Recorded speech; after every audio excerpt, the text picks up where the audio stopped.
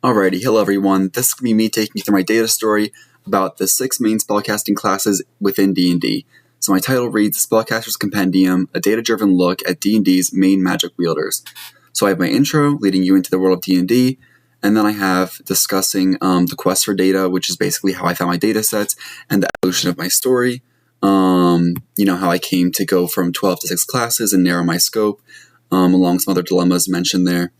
And then I have pictured the 6 spellcasting classes that I focused on to help people put a face to a name, as some might say. All right, and then I have unveiling the magic, why data visualization matters, and this is just explaining exactly what it says, why it matters, patterns, themes, trends, contrasts, and then I have the pitfalls of that. Am I over or under representing certain things? And I'm kind of going into a little bit of detail there. And then these are just general transformations that I made on every single graph to kind of get it out of the way before I get into specific transformations within each graph.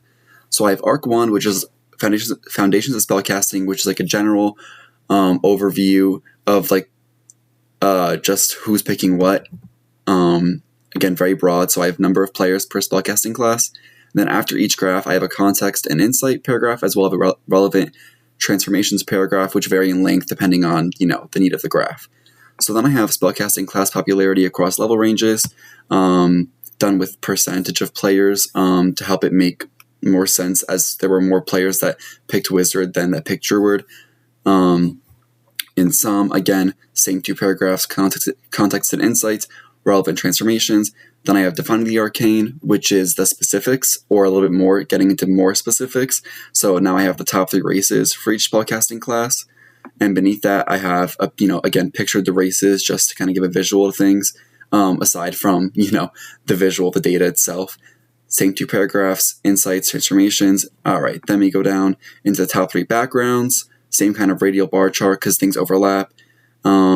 Then we go down and there's a sunburst chart for this one, which is cool because nothing really is supposed to overlap here. So it's nice everybody has their own category. Additionally, I made everything in Plotly, so everything you can scroll over and hover over and make it interactive, which I thought was cool. Same 2 paragraphs. Now we drop down into level 0, 1, and 2 per spellcasting class, and we have my spell example, which is Magic Missile. Same 2 paragraphs. Now we get into the arcane intricacies, which is more specifics. We have the average gold per spellcasting class, as well as the average note length per spellcasting class, which is, more, like I said, nitty and gritty of each spellcasting class. All right. Same 2 paragraphs. Drop down to the reflection, and the reflection is basically literally reflecting deliverables.